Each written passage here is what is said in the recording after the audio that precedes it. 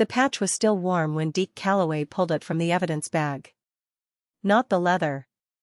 The stitching. 47 threads of red and gold that spelled Iron Meridian across the back of a cut that hadn't been touched in 11 months, not since the Kern County Sheriff's Department sealed it in a manila envelope and filed it under case number 2019 CR 0447, People v. Raymond Ghost Calloway. Deke stood in the parking lot of the Bakersfield courthouse on a Tuesday morning in March, the San Joaquin Valley wind cutting through his flannel, and he held that patch like a man holds a bird with a broken wing. There was a name stitched below the rockers. One name.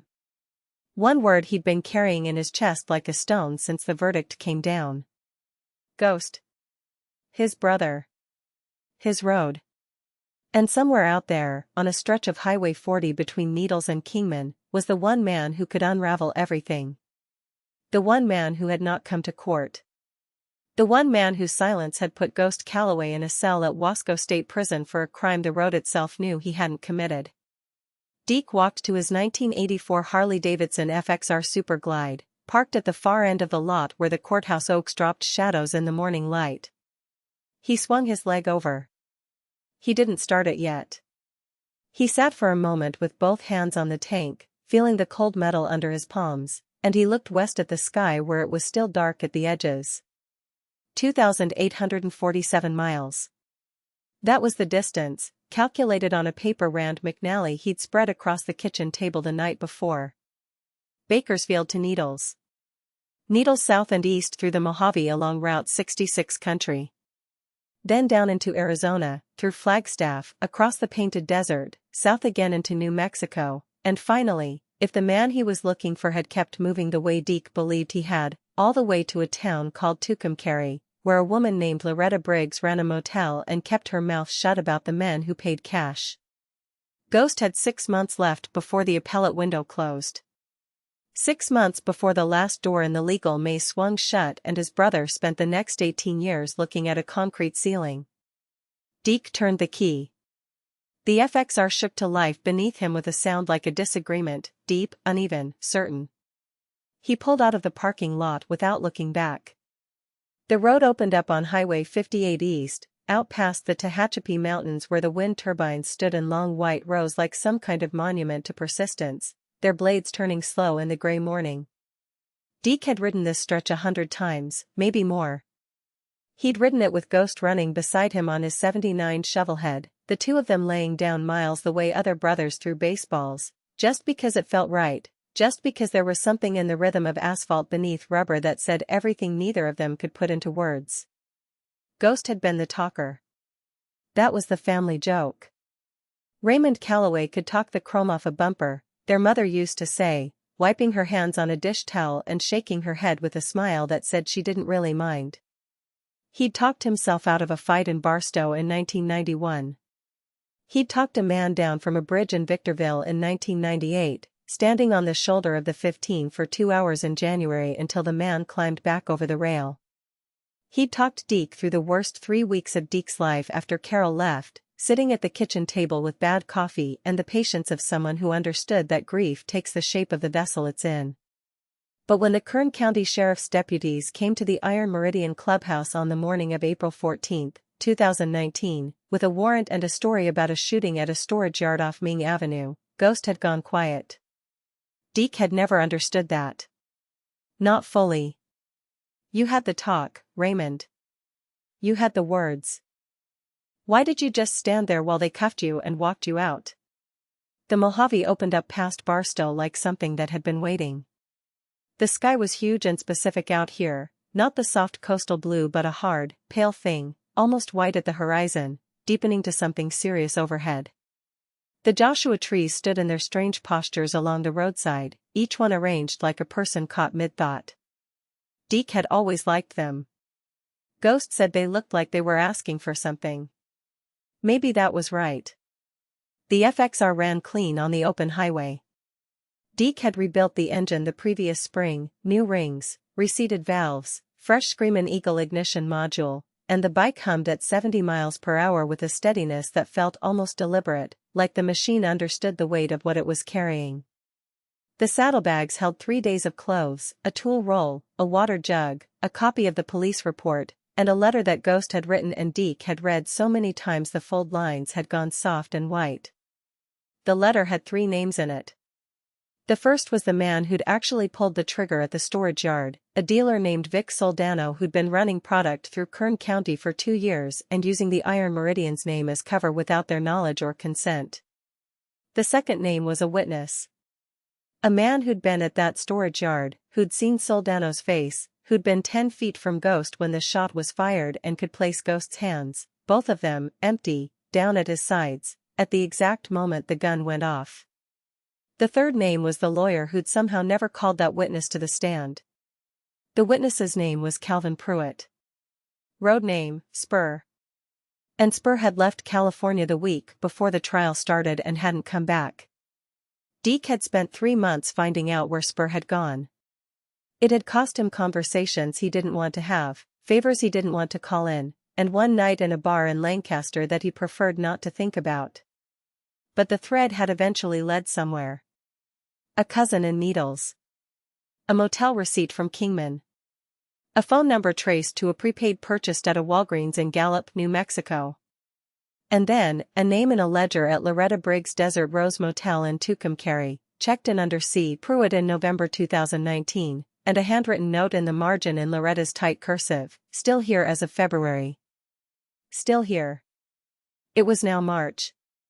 The Nevada state line slid past without ceremony. Then back into the California desert again, the way the roads bend in that part of the country, following the geometry of old railroad corridors and dry riverbeds.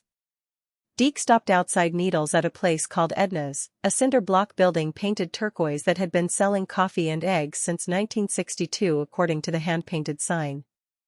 The coffee came in a white ceramic mug with a chip in the handle and it was the best coffee he'd had in months. He sat at the counter and didn't talk to anyone and watched a ceiling fan move the hot air around in slow, indifferent circles. He thought about the first time he'd ever ridden with Ghost. Deke had been 19. Ghost was 22 and already 2 years into the Iron Meridian, already wearing the patch, already carrying that particular gravity that club membership gave a man, not arrogance, but belonging. A man who knew where he stood in the world. Ghost had handed Deke a helmet at the curb in front of their mother's house in Delano, a small agricultural town in the southern San Joaquin, and said nothing. Just held it out.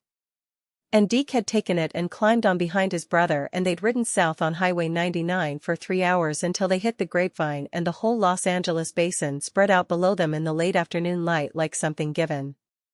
That was 1987. Ronald Reagan was still in the White House. Their father had been gone 4 years, dead of a heart attack at 51 in the parking lot of a tire shop he'd worked at for a decade. Their mother was alive and managing. Deke had been drifting, not badly, not dangerously, but that unfocused drifting that comes to young men who are waiting for their life to make its first clear request of them. The ride south on 99 was that request. He'd gotten his own bike inside a year. A used 1981 Ironhead Sportster that burned oil and leaked from the primary and ran like it was in a permanent argument with itself, and he'd loved it completely. He'd worked on it in the driveway of their mother's house on Saturday mornings while Ghost drank coffee on the porch steps and offered commentary he hadn't asked for, and their mother stood in the doorway shaking her head with that same smile. That was the language between them. Not words, or not only words. The bikes. The road. The 1,000-mile conversations that never required anyone to speak.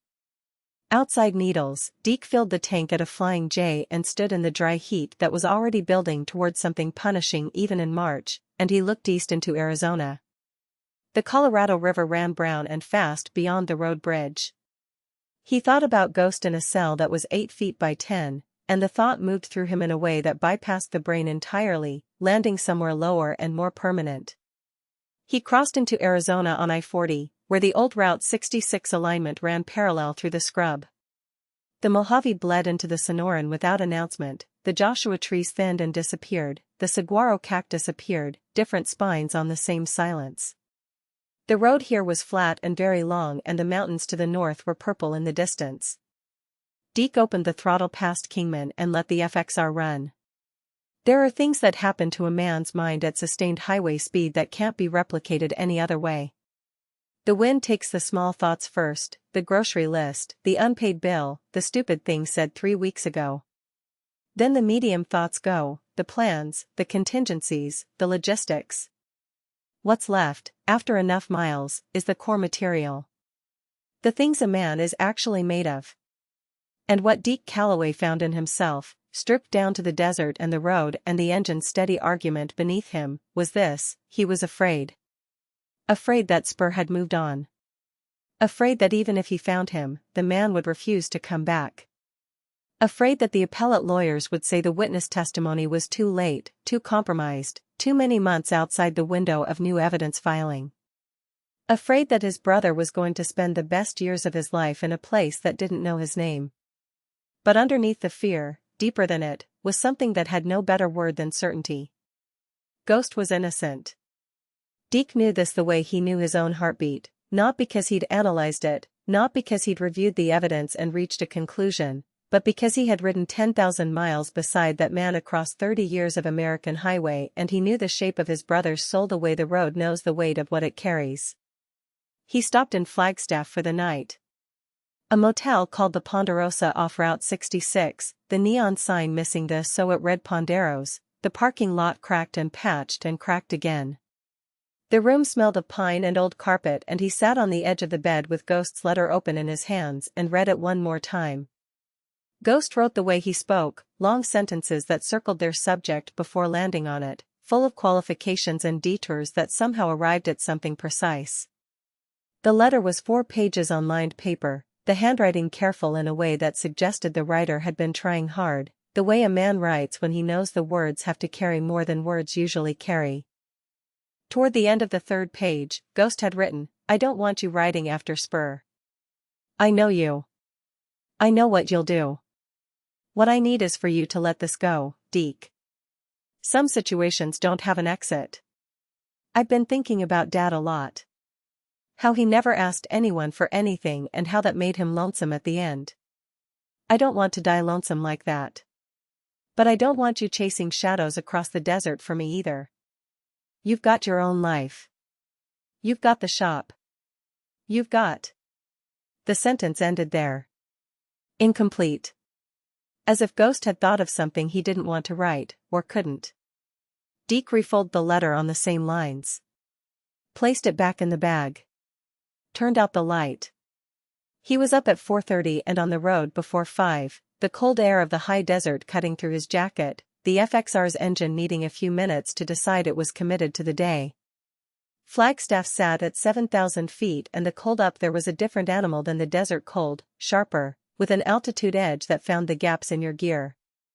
Deke rode east on I-40 as the sky lightened behind him, the painted desert materializing in shades of terracotta and ochre on the horizon, colors so specific they seemed deliberate, like someone had mixed them by hand. He crossed into New Mexico at Lupton, the state line marked by a trading post and a hand-painted mural of a red-tailed hawk. The land here opened further, the mesas rising in flat-topped columns to the south, their shadows long in the early morning. He passed through Gallup on Route 66 proper, the old neon signs of the motor courts dark at this hour, the turquoise jewelry in the pawnshop windows catching the first light. Gallup had the feeling of a place that had been many things and was currently deciding what to be next. He stopped there for gas and a breakfast burrito from a drive-through window run by a woman with silver earrings who handed him the food wrapped in foil and said nothing beyond the price. He ate sitting on the bike in the parking lot, watching the morning traffic begin, thinking about what he would say to Calvin Pruitt when he found him. This was the thing he hadn't fully worked out. He'd been so focused on the finding, the research, the favors, the miles, that the actual moment of confrontation had stayed vague in his mind, a shape without detail. He knew what he needed. He needed Spur to come back to California. To give a sworn affidavit to the appellate lawyers. To stand up in a courtroom and say what he'd seen on that afternoon in April at the storage yard off Ming Avenue. He needed a man who had run from exactly that to agree to do exactly that. Why had Spur run? That was the question Deke had been turning over since he found the name in Ghost's letter. Was it fear of Soldano? Was it something more complicated, some debt or obligation that made Spur's testimony dangerous for Spur himself? Or was there something else, something Deke didn't know yet, something that had kept Ghost quiet even as the verdict came down? The question sat there and didn't answer itself. He made Albuquerque by 9 in the morning and took the bypass east on I-40, the Sandia Mountains pink with morning light on his left, their granite faces enormous and indifferent. Then east across the high plains, the landscape flattening again, the sky taking over, the road running straight as an intention toward the Texas border and beyond. He stopped in Moriarty for coffee and to check the tire pressure, and it was there, crouched beside the rear wheel with the gauge in his hand, that the feeling hit him. A specific, physical feeling, a tightening across the chest that wasn't the altitude. He'd had it before, at specific moments in his life. When their mother called about their father's heart attack. When Carol said she was leaving. When the foreman at the courthouse handed him that manila envelope with the words personal effects printed on the tab. The feeling said, this matters.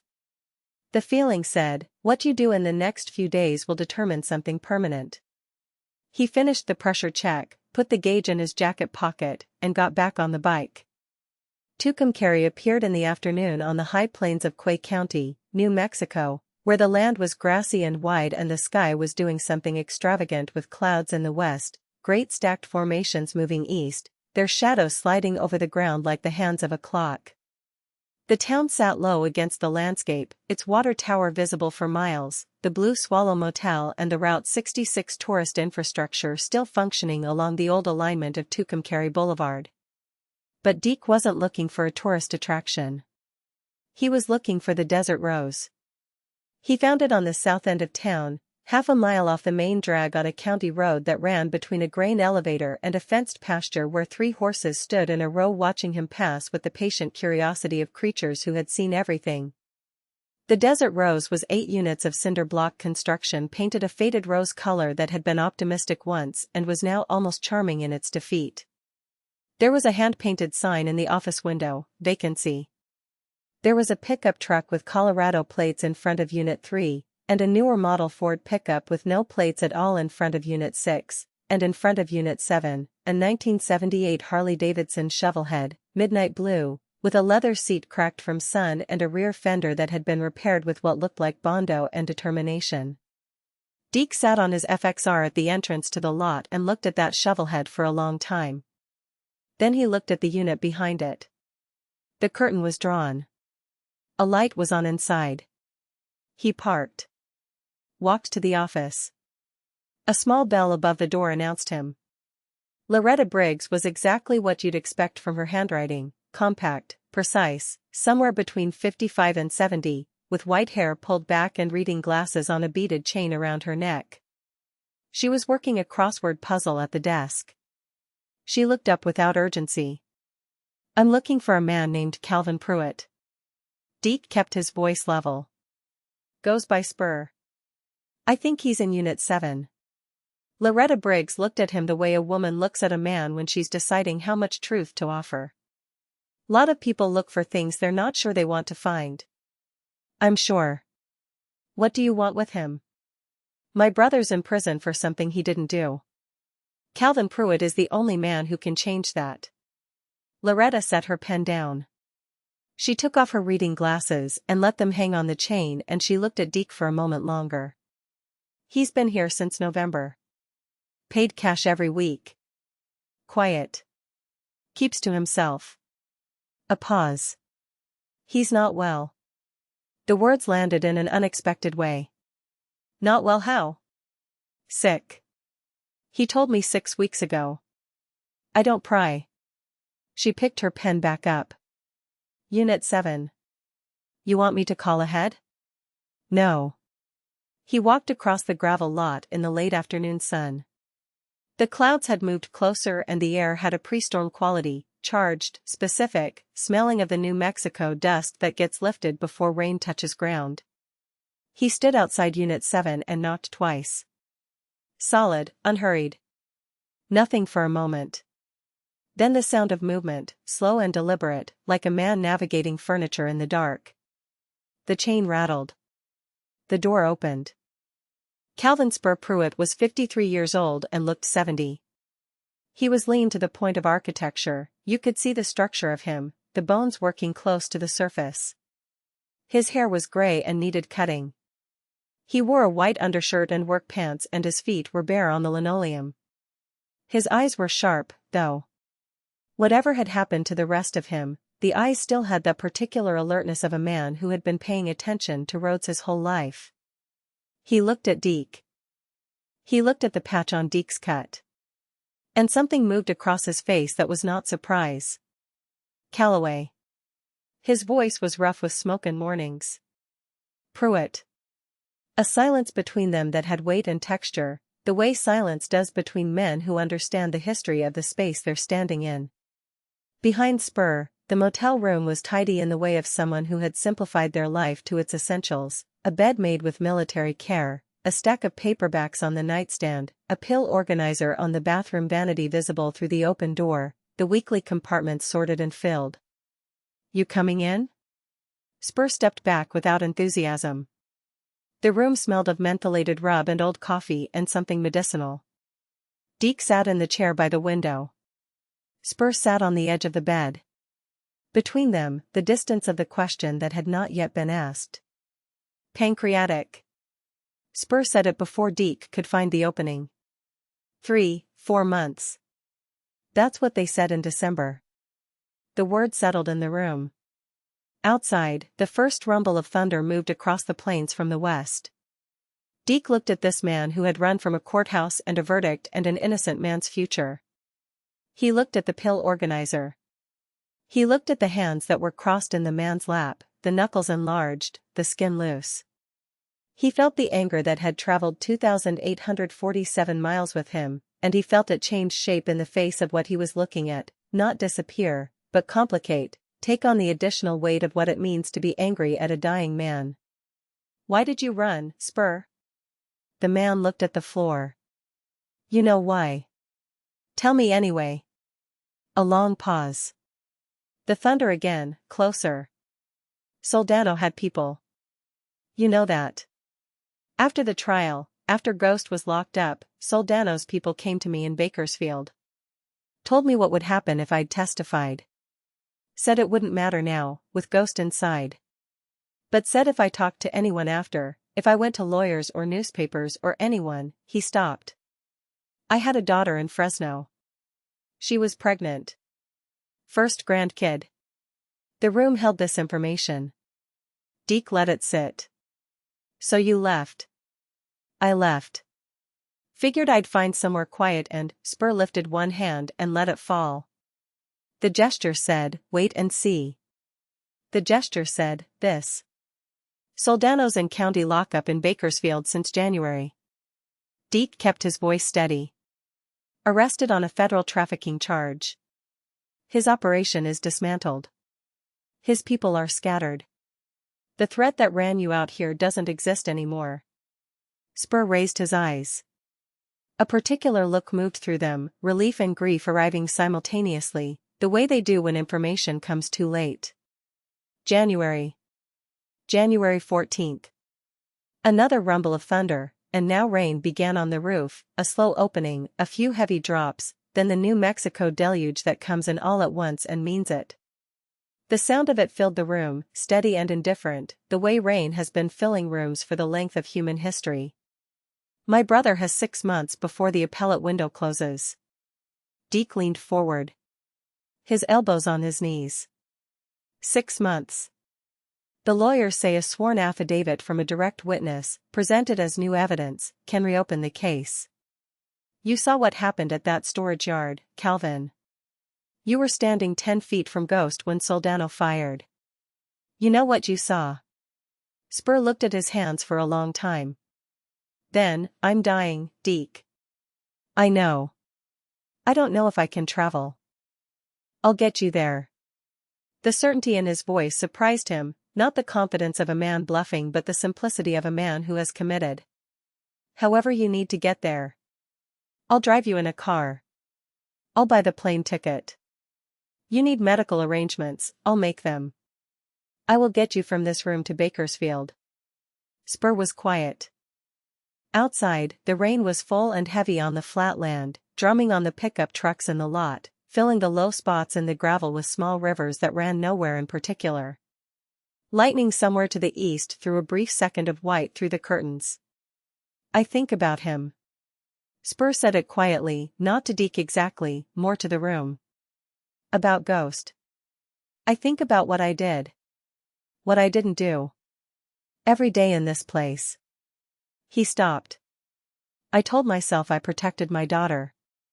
My grandkid. And maybe that's true. Maybe that was the right thing. But, the sentence didn't finish. Deke looked at this man who was dying in a motel in Tucumcari, carrying the weight of a choice that had seemed like the only choice at the time, the way our worst choices always present themselves. Your daughter. What's the grandkid? Something cracked open a little in Spur's face. Boy. 8 months old now. Named him James. You've seen him? Pictures. Spur swallowed. I thought I had to stay away. Keep them clear of whatever Soldano might steal. He looked at the curtain, the rain moving behind it like a living thing. I thought I was protecting them by being gone. There are moments on a long road when you realize the terrain has changed beneath you without you noticing, when the map you've been following is describing a different kind of country than the one you're actually riding through. Deke had come 2,847 miles for a witness. He had found a man who was dying in exile, who had cut himself off from his daughter and a grandson named James, who lay awake in a rose-painted motel room in New Mexico believing his absence was a form of protection. He had not expected this. He sat with it. You could see him.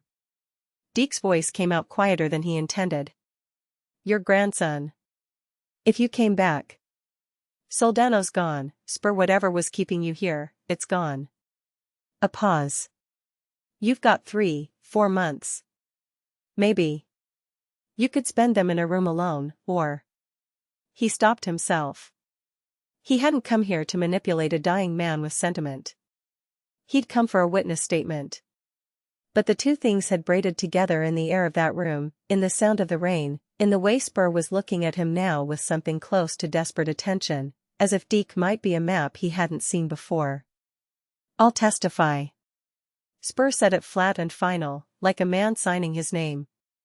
You get me to Bakersfield, I'll give the lawyers everything they need. Everything I saw. I'll put it in writing, I'll stand in front of any judge they need me to stand in front of. A pause. And I want to see my daughter. The rain moved on east the way it does in that part of the country, arriving fully and departing without apology. An hour later the clouds had broken and the late afternoon light came through the gaps in shades of amber and violet that had no adequate description. The gravel in the lot steamed slightly in the sudden warmth. 3 horses in the pasture across the road were grazing with the contentment of creatures who had decided the storm was behind them. Deke stood beside his FXR and called the Iron Meridian's chapter VP, a man named Randall Hatch Hutchinson, who answered on the second ring. He explained what he had. What he needed. Hatch was quiet through most of it and then said, I'll have a van in Tucumcari by tomorrow afternoon. We'll drive him back. Clean and comfortable. I'll make calls to the appellate team tonight. A pause. You found him, Deke. He found his way to where I could find him. He stood for a while after he ended the call, his hand on the tank of the FXR, the leather warm from the afternoon sun. He thought about the miles behind him. The Tehachapi turbines in the morning dark. Edna's turquoise coffee stop outside Needles. The painted desert in the dawn. The thunderstorm over the high plains. All of it laid behind him now like a statement. He went back inside and helped Spur begin to pack. The van arrived the following afternoon, a clean 1998 Ford Econoline, dark blue, driven by 2 Meridian members named Tig and Crossbow who treated Calvin Pruitt with the careful courtesy of men who understood the gravity of the situation without needing it explained. They loaded his few bags. They took the shovel head apart as much as they needed to and strapped it to a trailer hitch carrier on the back.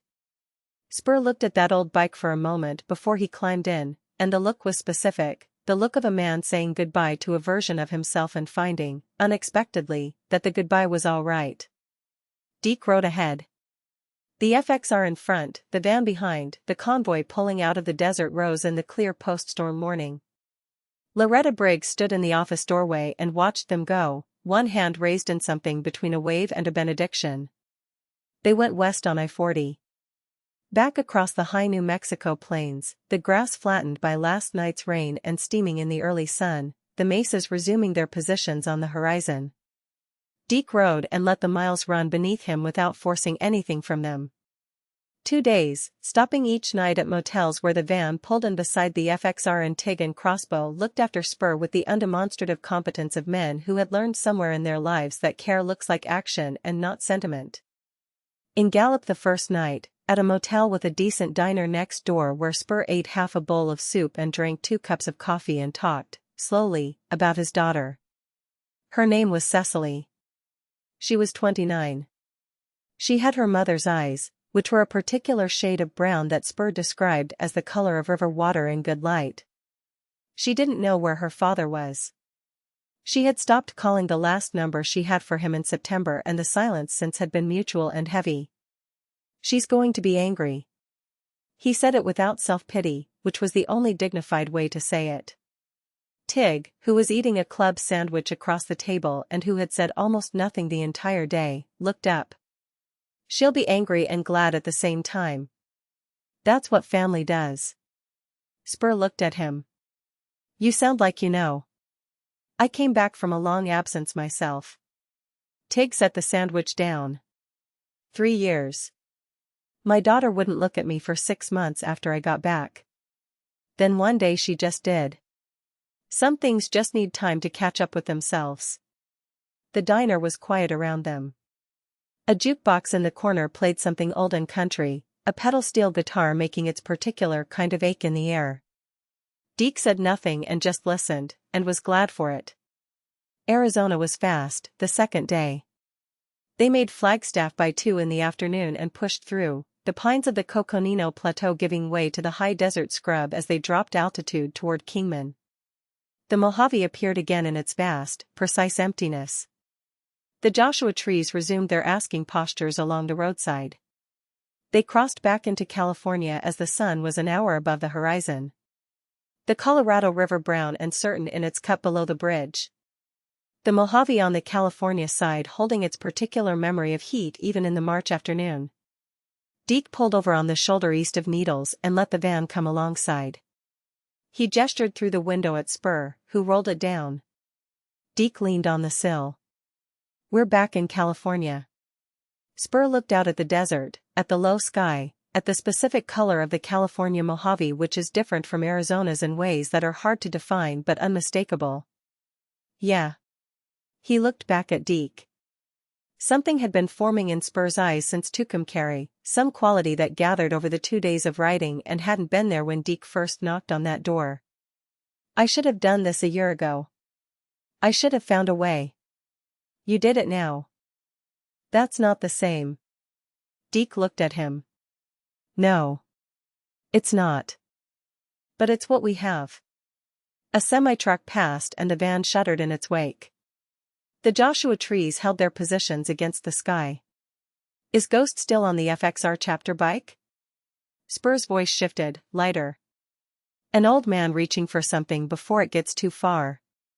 "Shovelhead." 79, it's in storage at the shop. I turn it over every 2 weeks.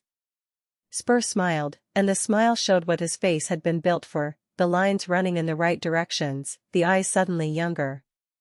He loved that ugly machine. "Runs perfect." Deke sat up. "When this is done and Ghost is out, I'll have both bikes on the highway. You should ride with us." Spur looked at him for a moment with the particular expression of someone receiving an offer they know might be beyond their physical reach and choosing, against the evidence, to accept it anyway. "Yeah. Maybe I will." They rolled west. The Mojave stretched on either side, the light dropping lower and going golden, the shadows lengthening from the Joshua trees. Deke rode with the sun in his mirrors and the smell of the California desert in his lungs, and he let himself imagine it, the appellate filing, the hearing, the moment when a judge looks up from a witness's sworn statement and reaches for something. He had learned not to count on that kind of imagining. He had learned to keep hope small and practical, held close and not displayed, the way a rider keeps his throttle measured in uncertain terrain. But the road had a feeling in it tonight. The particular feeling of a road that is bringing a man back to something. They drove into Bakersfield on the following afternoon, having spent the last night in Barstow at a chain motel where Spur slept for 11 hours without waking. The San Joaquin Valley spread out in its spring green, the almond orchards in blossom along Highway 99, the mountains a smudged purple line to the east. It was a Friday. The appellate law office was on Truxtun Avenue, 3 blocks from the courthouse where Deke had stood 12 days ago with a patch warm in his hands. The lawyers were ready. A woman named Adriana Solis, who ran the appellate clinic at the public defender's office, had been prepped by Hatch's calls and was waiting with a legal assistant and a video camera and a set of questions that had been prepared with the particular care of a person who understood exactly what was at stake and how little margin for error they had. She shook Spur's hand in the parking lot and she looked at him, at his thinness, his pallor, his careful movement, with a compassion that didn't linger because there was work to do. Deke waited outside. He sat on the steps of the building in the afternoon sun. He watched the traffic on Truxtun. He looked at the courthouse 3 blocks away, and he thought about his brother in a cell at Wasco State Prison 22 miles to the north, a man who had written, "I don't want you riding after Spur. I know you. I know what you'll do. You know what I'll do, Raymond. That's why you wrote it. Because you knew and you hoped and you couldn't bring yourself to ask." Inside, through the glass doors, he could see the shape of Calvin Pruitt at a conference table, his back to the window, speaking to Adriana Solis and the camera. Speaking clearly. Deliberately. The way a man speaks when he is saying something he has been carrying too long and is finally setting down. It took 2 hours. When Spur came out, he sat beside Deke on the steps and they both looked at the street for a while without speaking. "How do you feel?"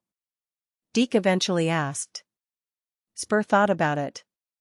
"Like I've been carrying a stone in my chest for 11 months and I just put it on the ground." A pause. "Still feel the weight of it. But it's on the ground now." Tig drove Spur to the hospital for a check-in with an oncologist they'd arranged through a contact in the Meridian network, a man who owed a favor and had offered to review Spur's case and discuss whatever options existed. Crossbow went with them. Deke watched the van pull out of the Truxtun parking lot and sat for a moment alone on the steps. His phone rang. "Hatch. Adriana says the affidavit is strong. Very strong. She's filing the motion for new evidence within 10 days. She says given Soldano's federal arrest and the new witness testimony, she thinks there's a real chance." A pause, and Deke could hear in Hatch's voice the thing that men of their world often kept armored, hope, plain and unguarded. "A real chance, Deke." He sat with the phone in his hand after the call ended.